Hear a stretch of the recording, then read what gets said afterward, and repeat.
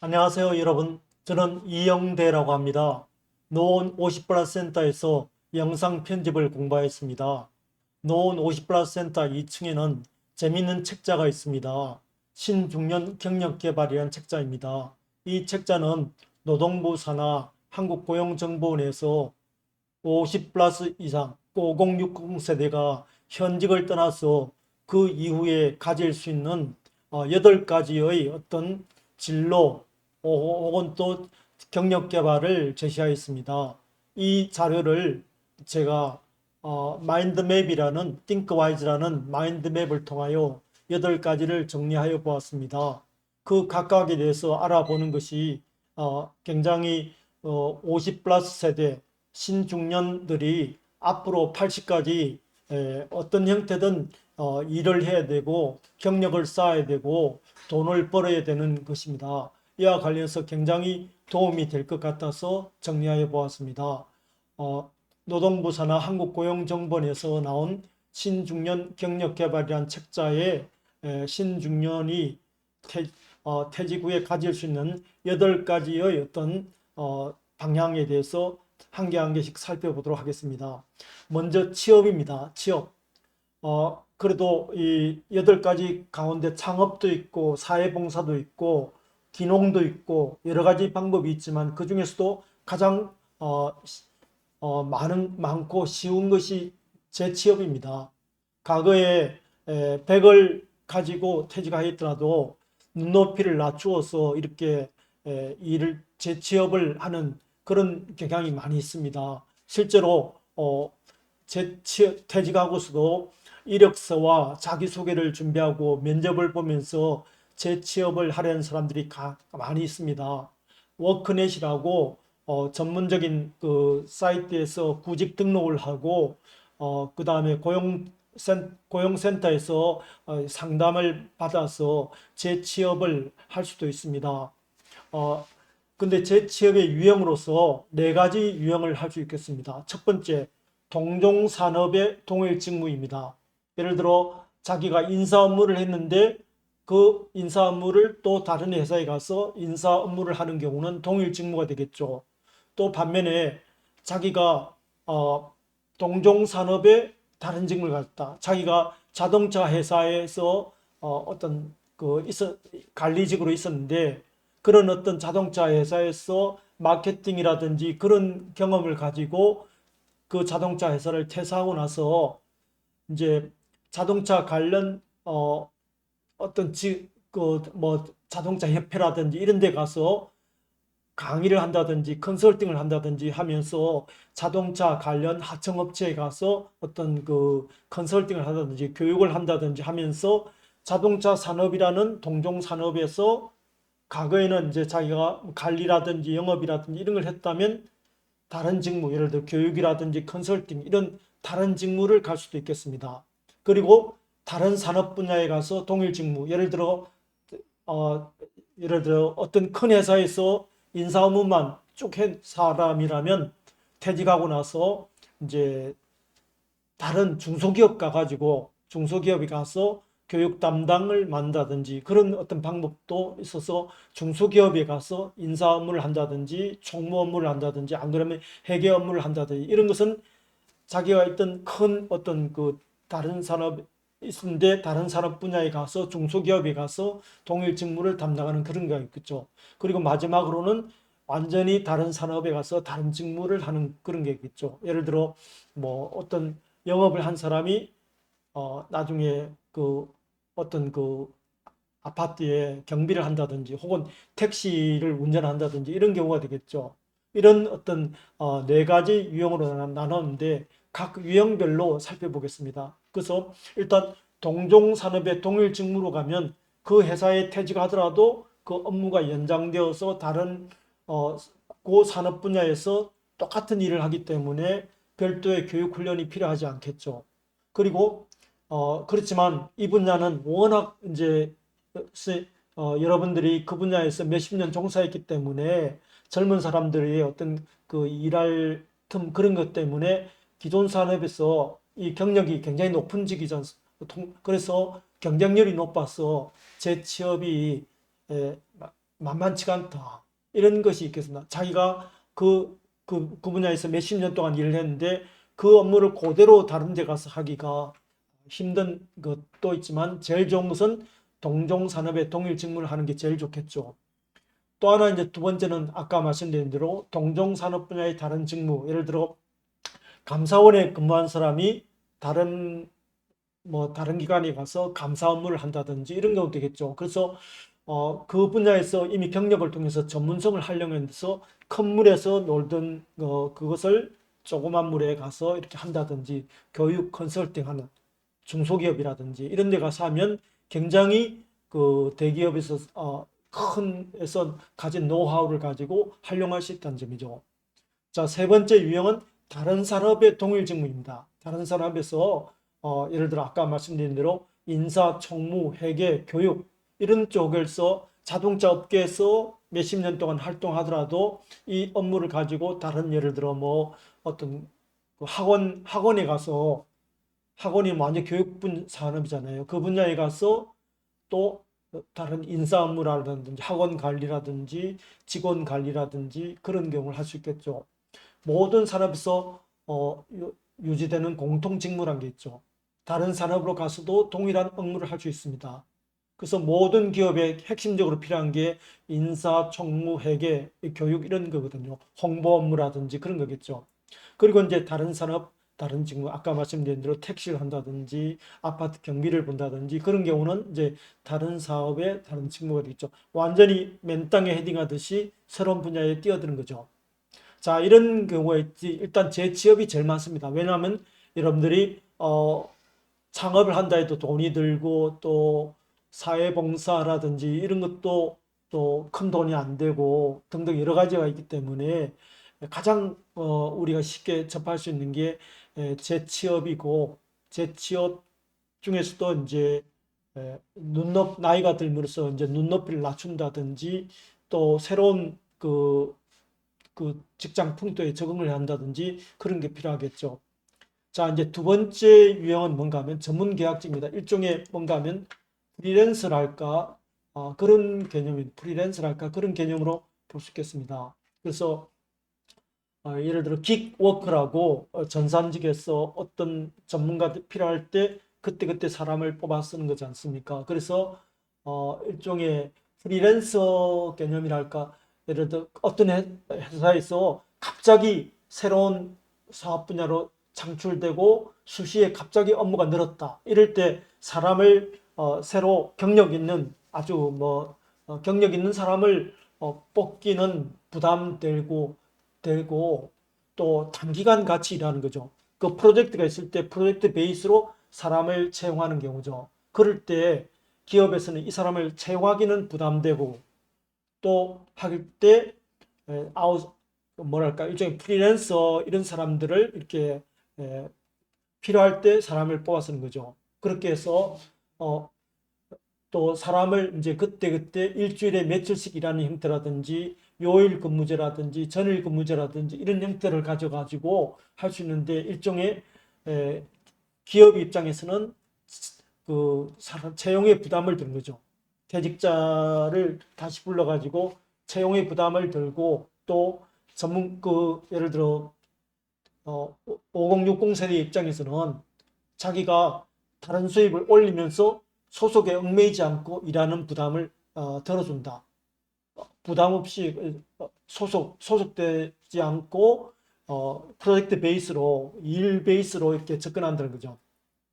그런 단점이 있어가지고 이런 전문 계약직은 나름대로 프로그래머라든지 어떤 프로젝트가 있을 때 그 프로젝트에 같이 모였다 해쳐먹다 이런 개념이라고 볼 수 있겠습니다. 그런 일종의 지금 건축을 하는 데 있어서도 마찬가지입니다. 건축에 하는 데 있어서도 목수 하루 일당이 몇십만 원씩 되지 않습니까? 그럴 때 이런 어떤 프로젝트 베이스로 목수라든지 하는 사람들이 모여서 일을 하다가 그 일이 끝나면 다시 해치고 한다든지 그런 것과 아니면 긱워커, 안 그러면 프로그래머라든지 이런 개념하고도 해서 나름대로 현직에 있을 때 전문적인 나름대로 남들이 안 갖고 있는 나만의 어떤 전문적인 게 있으면 그걸 가지고 퇴직 후에도 이렇게 전문가로서 활동하고 부담 어디에 소속이고 얽매임 없이 자기가 필요할 때 프로젝트 가서 일을 해주고 또 그 다음에 일이 끝나면 자연스럽게 헤쳐모 있다가 자기 일하다가 일이 있을 때 뭉쳤다가 이런 개념이 어떤 전문 계약직인데 퇴직 후에 이런 전문 계약직으로 이렇게 활동할 수도 있습니다만 근데 제가 볼 때는 이것이 인원이 굉장히 적다고 봅니다. 왜냐하면 우리가 회사에 있을 때는 그 회사의 매뉴얼대로 하다고 뭐 시킨 대로 그 컴퓨터 프로그램 매뉴얼대로 하다 보면 자기 나름대로 어떤 이런 전문적인 것을 갖기가 힘든 겁니다. 물론 프로그래머라든지 이런 건 자기 전문 영역이 있고 아까 얘기한 어떤 기능을 갖고 있는 사람들은 그 기능에 따라서 그게 되지만 일반 사람들이 이렇게 하기는 굉장히 힘든 영역이 아닌가 하는 생각이 듭니다. 물론 이제 자기가 편집 전문가다. 예를 들어 출판사에 있다가 편집을 했다면 책 한 권 만들 때 자기가 뭐 위촉직 편집가로서 가서 근무하면서 이렇게 돈도 벌고 또 일도 하고 출판사 입장에서도 좋고 그 사람 입장에서 좋고 그렇지 않습니까? 또 영상을 편집을 잘한다 하면 자기가 영상 편집만 맡아가지고 이렇게 영상 편집을 깔끔하게 해준다든지 예를 들어 자기가 SBS 방송국에 있었다. 방송국에서 영상 편집만 많이 했다. 그러면 퇴직 후에 뭐 하는가 하면 그 영상 편집엔 일이 있을 때 거기 가가지고 자기가 소속에 얽매이지 않고 영상 편집 일을 해주고 돈을 번다든지 이런 것도 할 수 있겠죠. 그래서 다른 일을 동시에 수행하는 포트폴리오를 짜서 수입을 올릴 수 있는 데는 요일 근무제, 다른 일을 동시에 수행할 수 있고 이런 그런 자기 나름대로 여기서 이제 선택이 되느냐 안 되느냐 그게 문제겠죠. 그러면 결국은 인맥도 있어야 되고 또 이런 전문 계약직을 이렇게 소개해주는 시스템이 있습니다. 그런 시스템에 어떤 소속되어서 이렇게 일자리를 만든 거지. 예를 들어 강의도 그렇습니다. 강의도 예를 들어 여러분들이 현직에 있다. 보석과 관련한 일을 몇십 년 했습니다. 근데 실제로 학생들이 보석 디자인이라든지 보석 감별사라든지 이런 직업에 대해서 사람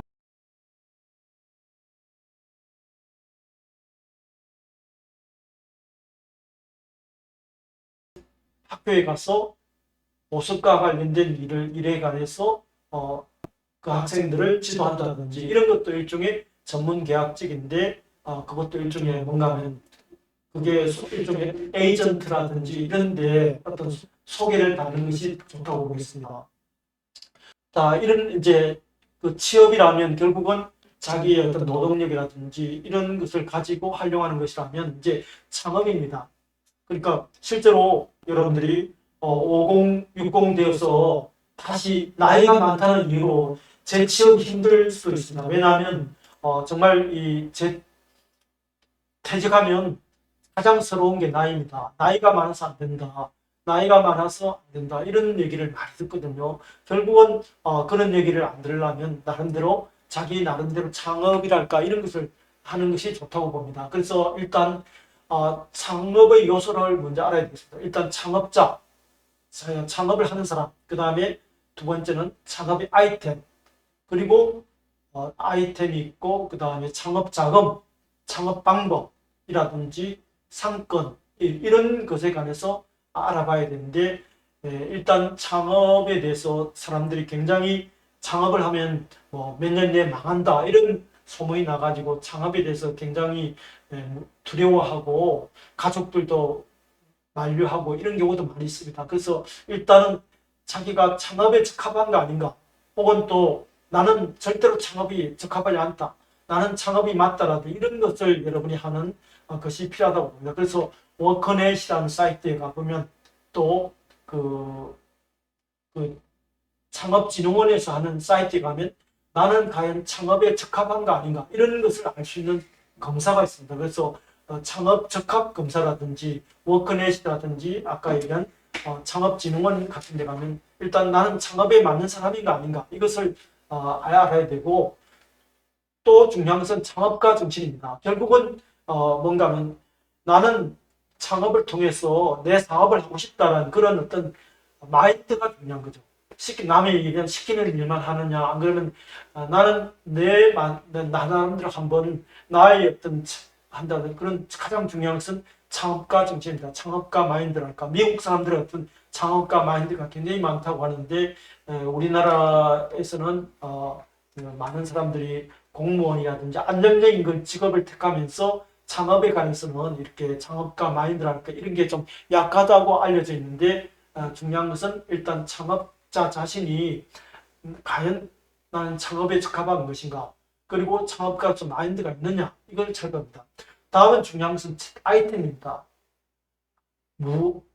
정말 할 일은 많죠. 이것도 하고 싶고 저것도 하고 싶고, 창업 박람회 같은 데 가보면 이것도 하고 싶고 저것도 하고 싶고, 마치 모든 게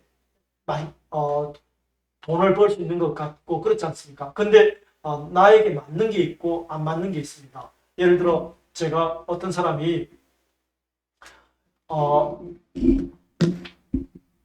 뭔가 아침형 인간인데, 아침형 인간이 창업을 해가지고 밤에 저녁에 노래방을 한다든지 혹은 또 호프집을 한다든지 있을 수가 없거든요.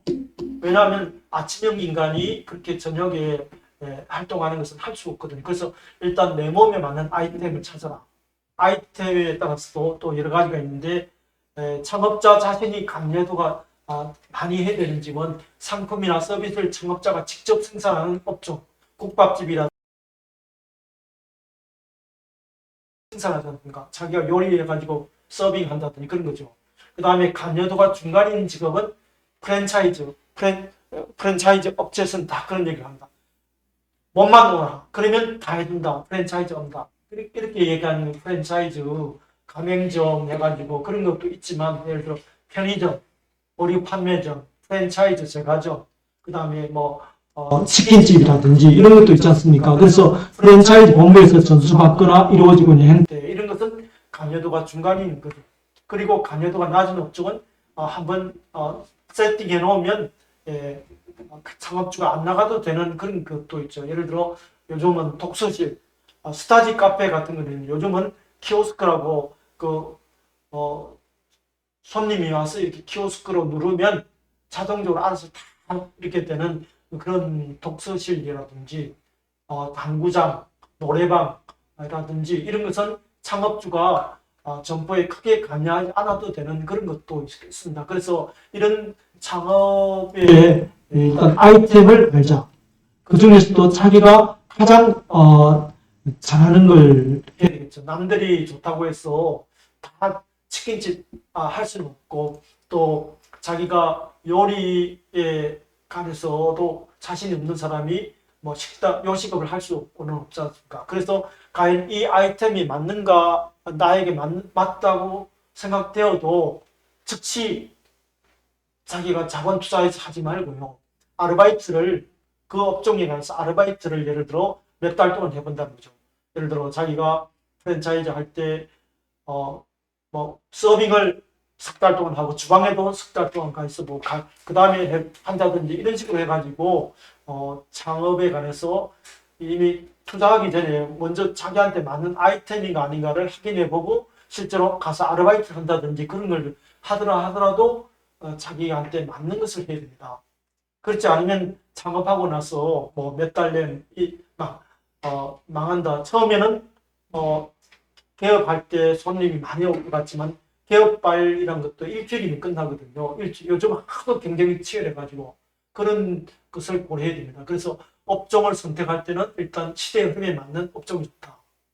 그 다음에 수익성, 안정성, 성장성을 동시에 따져야 한다. 자신의 성격에 맞아야 된다. 그 다음에 창업자의 경험이나 지식을 활용할 수 있는 업종이 좋다. 그 다음에 자금 조달 범위 안의 업종이 좋다. 자금 조달 범위 안에서 있죠. 예를 들어 인테리어 하는데 1억, 2억, 그 다음에 가게 빌리고 장소 구하는데 하고 몇 억을 투자했는데 그게 남의 돈을 빌려가지고 하면 잘못된 경우도 있지 않습니까? 그래서 가장 중요한 게 유행 아이템보다는 유망 아이템을 택하는. 유행이란 것은 자꾸 변하지 않습니까? 그래서 유행 아이템보다는 유망 아이템을 택하라 하는 그런 것도 있고요. 그 다음에 상권. 최근에는 이 상권에 관해서 분석을 해주는 시스템도 있습니다. 그래서 예를 들어 프랜차이즈를 하면 자기가 프랜차이즈 계약서를 맺을 때 이 프랜차이즈로서 자기 인근에 10개의 어떤 그 위치라든지 그 사람 대표 전화번호 뭐 같은 게 다 제공되거든. 법적으로 제공되어야 됩니다. 그걸 제공하지 않으면 법적으로 걸리거든요. 그런 것을 해서 종합적으로 상권을 이렇게 분석을 하는 게 필요하고, 중요한 것은 창업자금, 자기 퇴직금 다 떨어 넣어가지고 창업을 해서 자기 노후도 파산되고 그런 경우도 많거든요. 그 다음에 창업 방법은 독립 창업, 프랜차이즈 창업 뭐 이런 게 있는데, 독립 창업은 이제 자기 스스로 차리는 건데, 가장 사람들이 그래도 프랜차이즈 창업을 많이 하는데, 프랜차이즈 창업도 이제 예를 들어 가맹점이 500점이 500만 원이고, 그 다음에 또 인테리어 비용이 평당 얼마이고, 또 그 이후에 그 그걸 유지하기 위해서 한 달에 몇십만 원씩 돈을 내야 되고 등등 이렇게 있거든요. 그래서 가맹점에 관해서 여러분들이 가맹점에 관해서 이렇게 빠르게 그냥 호기로 계약을 맺는다든지 그런 것보다는 알아보고 하는 거죠. 아까 제가 소개한 어떤 분 같이 그 다른 가맹점 가가지고 아르바이트를 하고 주방에도 실제로 일도 해보고 SNS 그런 것도 해보고 다 이렇게 하는 거죠. 매출 대비 수익성을 분석하고 투자 대비 수익성을 고려해가지고 프랜차이즈라는 것을 이제 창업이라는 것도 있다. 그리고 창업은 또 보면요, 절대로 가족과 함께 해야지 와이프가 반대하는 그런 것은 있을 수 없거든요. 그리고 창업이라는 것을 미리미리 준비하라 이런 것을 말씀드리고 싶고요. 그래서 이제 이 창업과 관련해서 이것은 일반적인 창업이고요. 예를 들어 뭐 요식업이라든지 치킨집이라든지 안 그러면 또 아까 얘기한 대로 편의점이라든지 이런 걸 봤는데, 이제 전문가 창업이란 걸 말씀드리겠습니다. 이제 정부에서 지금 사회적 기업이라든지 이런 쪽으로, 그 다음에 5인 이상 협동조합을 만들면 지금 정부에서 많은 지원을 하거든요. 왜냐하면 정부에서 지금 과거에 경제 성장률이 높아질 때는 일자리가 많이 창업되는데, 일자리가 많이 생겼는데 이제는 일자리 생기는 게 힘들거든요. 그렇기 때문에 외국에서도 보면 창업을 강조하는데, 근데 중요한 건 이제는 전문가 창업, 지식 창업, 예를 들어 저 같은 경우는 지식 창업이라는 거죠. 그래서 내가 가진 노하우를 가지고 창업을 한다는 거죠. 그래서 이런 사회적 기업이라든지 협동조합 형태로 한 여러 명의 종사자들이 사업의 목적에 맞게 공동 브랜드를 가진 것을 전문가 창업이라 합니다. 동종 산업에 근무한 사람 혹은 또 이종 산업에 근무한 사람들이 여러 명이 뭉쳐서 사업의 목적에 맞게 공동 브랜드를 만든 거죠. 그래서 구성원들의 전문성을 융합해서 공동 브랜드를 만들고 기업에 판매하고 개인에 판매하고 단체에 판매하죠. 그래서 정부에서 이렇게 지원 사업이 많거든요. 사회적 경제 이런 것을 강조하면서 지원 사업도 많이 펼치고 공모해가지고 당첨되면 되는 거거든요. 그래서 지원을 받으면서 아까 사회적 기업이라든지 혹은 협동조합 형태로 하는데, 또 이 정부에서 앞으로 미래 일자리 일거리는 협업에 기초하여서 유연성을 가지는 다양한 형태가 될 것이라고 해서 이 정부에서 전문가 창업을 굉장히 강조하기 때문에 우리 퇴직자분들은 자기가 가진 노하우와 또 이런 관련된 사람들끼리 협동조합을 만든다든지 사회적 기업을 만들어서 큰 이익을 창출하기보다는 어떤 사회적인 어떤 그것도 추구하면서 정부의 어떤 사회적 경제를 추구하면서 아울러 자기들이 큰 돈은 아니라도 돈을 버는 그런 형태가 앞으로 점차 강조되고 있고, 정부에서도 이런 쪽으로 계속 많은 공모 사업을 하고 투자를 하니까 한번 여러분들이 도전해 볼 분야가 아닌가 생각합니다. 그 다음에 아웃소싱이라는 외주 창업입니다. 외주 창업. 외주 창업은 기업들은 사람들 인건비가 비싸니까 핵심 업무 외의 사업은 다 아웃소싱을 주거든요. 그래서 기업 입장에서는 좋은 점이 비용을 절감할 수 있고 또 언제든지 유연성을 향상시킬 수 있습니다. 그래서 이 퇴직한 5060 세대들이 외주 창업을 이렇게 받으면 좋은 점이 있다. 그것은 뭔가 하면 과거에 자신이 기존에 근무하던 기업으로부터 비핵심 업무를 외주받을 수 있다. 그 다음에 또 이 경험을 가지고 한 개 회사뿐만 아니라 여러 군데를 한다든지, 예를 들어 자기가 회사에서 뭐 자금 관리, 예를 들어 회계 업무를 했다 하면 회계 업무를 가지고 그 자기가 있던 회사에서 나와서 회계 업무를 한다든지, 그리고 인근 회사, 옆에 회사에도 어떤 재무 관리라든지 그런 걸 해준다든지, 안 그러면 사람 뽑는 업무를 종사했다면 이 회사에서 요즘 정부에서 많이 하는 게 채용도 다 아웃소싱 하거든요. 채용도 예를 들어 공사 같은데, 큰 공사 같은데도 채용 업무를 아웃소싱을 줍니다. 그러면 공모라든지 사람을 뽑는 문제라든지 서류 전형이라든지 안 그러면 면접이라든지 다 이런 것도 이 아웃소싱을 주거든요. 그러면 큰 예를 들어 공사 같은데 1년에 1000명 뽑는데, 그러면 2만 명 서류 전형 가운데 서류 전형으로서 3000명을 뭐 1분기에 400명을 뽑으면 2만 명이었다. 그러면 그 중에서도 1000명 정도로 서류 전형하고 그 다음에 인적성 검사하고 그 다음 면접을 실제로 하고 한다든지, 이런 창업 뭐랄까 하면 사람 뽑는 업무라든지, 안 그러면 또 아까 얘기한 그 자금 관리라든지 재무제표 관리라든지 이런 것도 아웃소싱을 한다는 거죠. 그래서 이런 예를 들어 물품 조달이라든지 인사 총무 업무 외에 그 다음에 전산 업무, 청소 용역 같은 거 많이 하죠. 식당 운영 이런 것도 하지 않습니까? 예를 들어 큰 회사의 식당을 뭐 과거에 그 뭐 자재부에 있던 사람한테 맡긴다든지 그런 거 있지 않습니까? 그러면서 대기업, 근데 이제 문제는 뭔가 하면 대기업들이 자기 자회사를 만들어서 이 업무를 위탁하면 이제 5060 세대가 만들어도 할 수가 있겠죠. 왜냐하면 대기업들이 자회사에 주는 일자리가 만만치 않다고 보거든요. 그러면서 그래도 여러분들이 그 직접 그 업무를 몇십 년 했으면 그 업무를 퇴직하더라도 나이가 많더라도 그 업무를 아웃소싱 받아가지고 그 업무를 할 뿐더러 아울러 이 업무를 다른 중소기업, 요즘 중소기업 같은 데서 사람 뽑기 힘드니까 전산 업무, 인사 업무, 총무 업무 이런 업무를 아웃소싱 줄 때 이런 업무를 맡아서 할 수 있다는 거죠. 자, 그 다음은 1인 지식기업입니다. 요즘은 이 1인 지식기업이 대단히 굉장히 관심이 있습니다.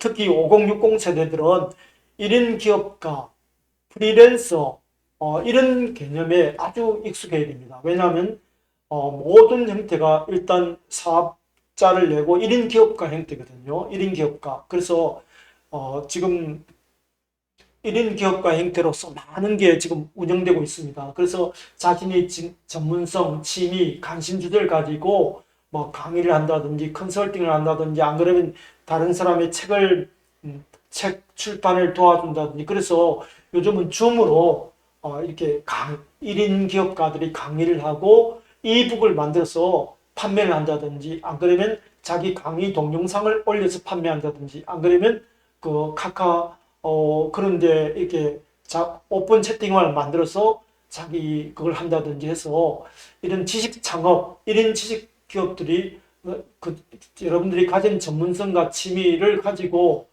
나름대로 할 수 있다는 거죠. 상품을 자기 나름대로 마케팅을 해서 상품을 만들어 가지고 그것을 기업, 개인, 단체 한다는 거죠. 예를 들어 지금 어떤 경우를 보면요, 자기가 뭐 타겟팅 마케팅을 하는데 1인당 만 원씩만 해가지고 줌으로 강의하니까 500명이 신청했다. 그러면 2시간 강의하고 500만 원을 버는 거잖아요.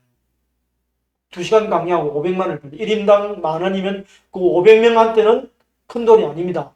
그렇지만 그 500명이 모이면 그것이 대단한 500만 원이나 큰 돈이 되지 않습니까? 그래서 1인 지식기업, 이 대세입니다. 그래서 지금 5060 세대들이 큰 자기 사무실도 없고 자기 최초 창업 비용도 들지 않고 아까 얘기한 대로 자기 아이템만 좋으면 얼마든지 고수익이 돼가지고 1인 기업가로서 월 3천 이런 사람들을 많이 봤고 실제로 이북을 만들어서 이북을 이렇게 판매한다든지 이북이 예를 들어 자기가 만든 1인치 노하우를 가지고 이북 형태로 만들었다. 그럼 그걸 판매할 때 한 건당 3,000원씩만 해도 이북이 예를 들어 500건, 1,000건이 팔렸다. 그럼 얼마일까요? 그것도 300만 원이잖아요. 이런 식으로 해가지고 큰 돈 안 들이고도 자기 자신의 일거리를 직접 운영하다.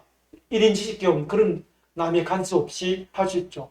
또 앞에 나온 전문 계약직이나 전문가 창업, 창직 이런 거하고도 같이 할 수 있다는 거죠. 같이 할 수 있는 그런 장점이 있다는 거죠. 근데 단점은 이제 혼자 1인 기업가 하다 보니까 소속감이 없고 또 수입이 지금 코로나19에 따라서 1인 강의를 나가고 1인 기업가로 하던 사람들이 굉장히 큰 타격을 받았습니다. 코로나19에 따라서 대면 강의가 없고 대면으로 하는 게 없어지니까 일자리가 많이 줄어들었거든요. 근데 새로운 줌이라는 강의를 통해서 굉장히 전문성을 받게 됐고 또 이걸 하기 위해서는 자기 나름대로 그동안 가진 어떤 노하우랄까 전문성이 축적하는 데는 시간이 걸리고 전문성을 인정받고 사람들이 모이게 하기는 정말 많은 시간이 걸리는 거죠. 예를 들어 유튜브 크리에이터 여러분들이 도 일종의 1인 기업가라고 볼 수 있죠. 1인 기업가라고 볼 수 있겠습니다. 자, 이제는 이제 기농에 대해서 알아보고 있습니다. 이제 5060 세대가 퇴직하고 나서 농사를 짓거나 농촌으로 가거나 안 그러면 어촌으로 가거나 어업을 하거나 아니면 산촌에 가거나 산촌에 가는 그런 경우를 생각할 수 있거든요. 농촌, 어촌, 산촌으로 가거나 농사를 짓거나 안 그러면 어업을 하거나 안 그러면 이 법에 종사하는 경우도 있죠. 그래서 일단 기농, 기촌, 기여할 때는 전제 조건이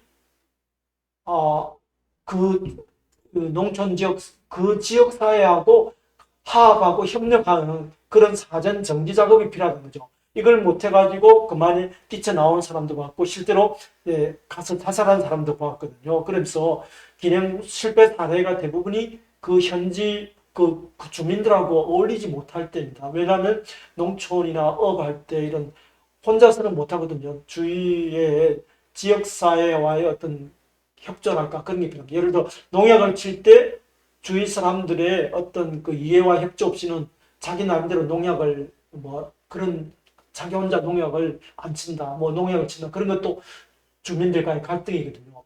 그리고 철저한 준비를 하나.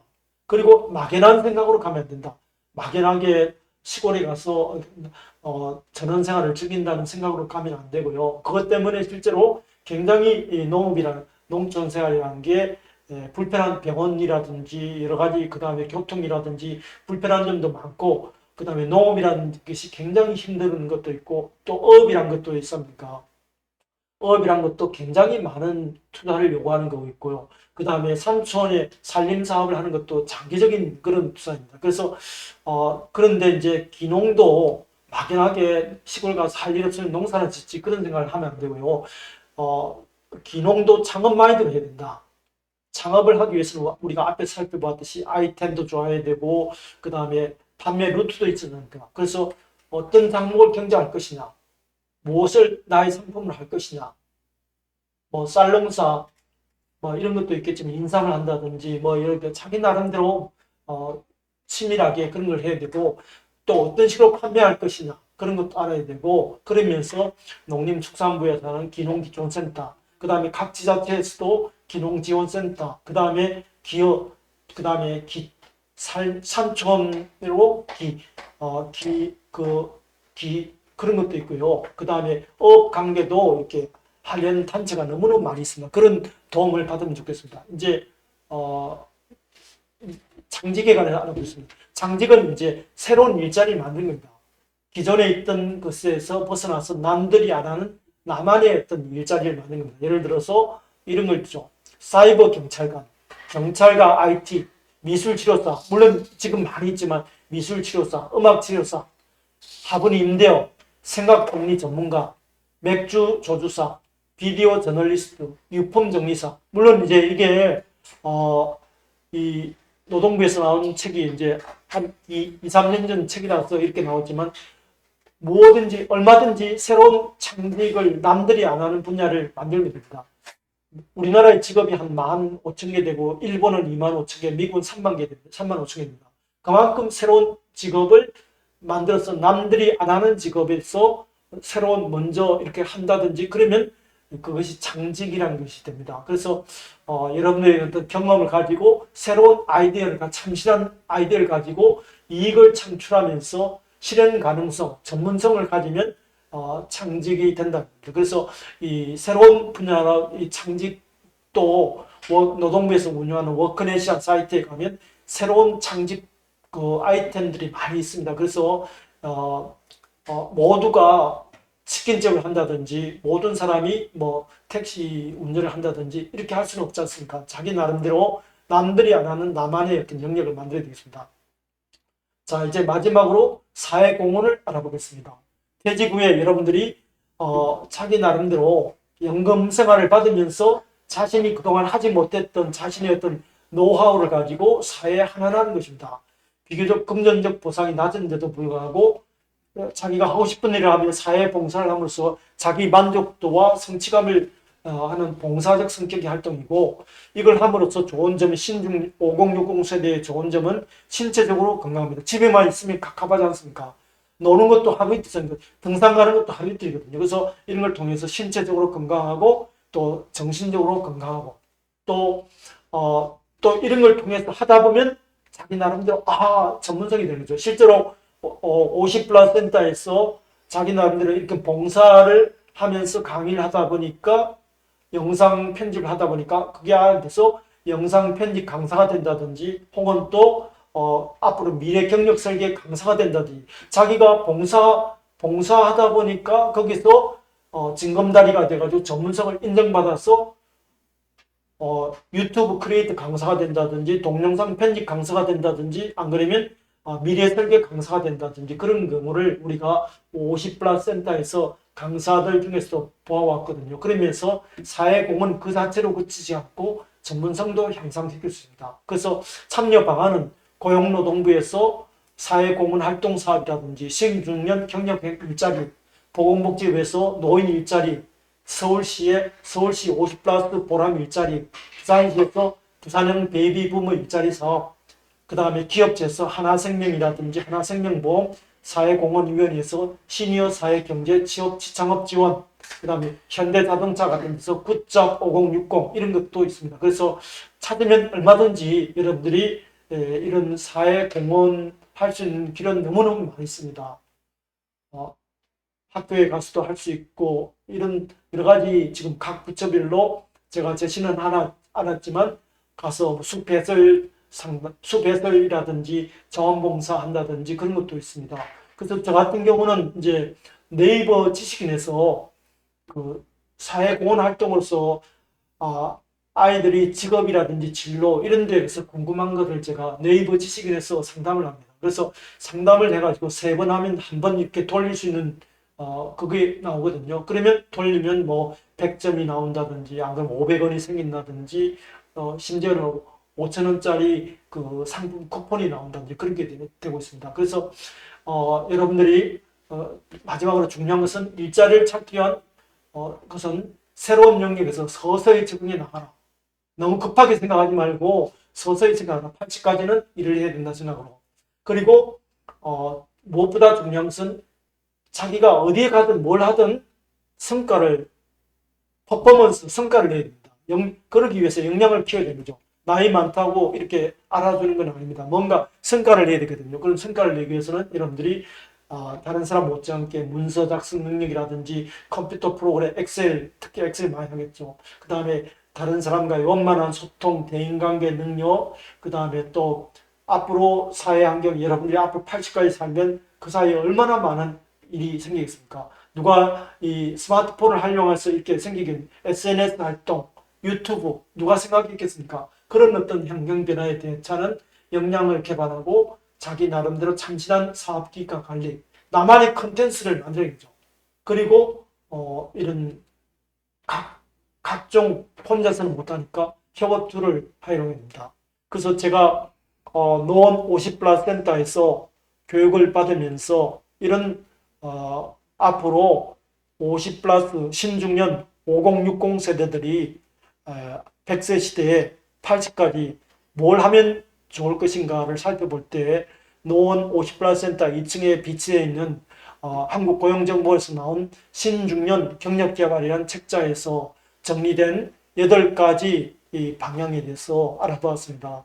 굉장히 여러분들이 말로만 하는 것보다는 이런 구체적으로 각각의 어떤 그 8가지 유형에 대해서 나는 어떤 유형인가를 알고 또 그 유형에 적합한가 아닌가를 알아보고 또 자신이 적합하다고 생각됐으면 거기에 맞추어서 자기 나름대로 확신을 가지고 거기에 맞는 교육 훈련이라든지 정보를 알아보고 이렇게 결정을 하였으면 좋겠습니다. 감사합니다.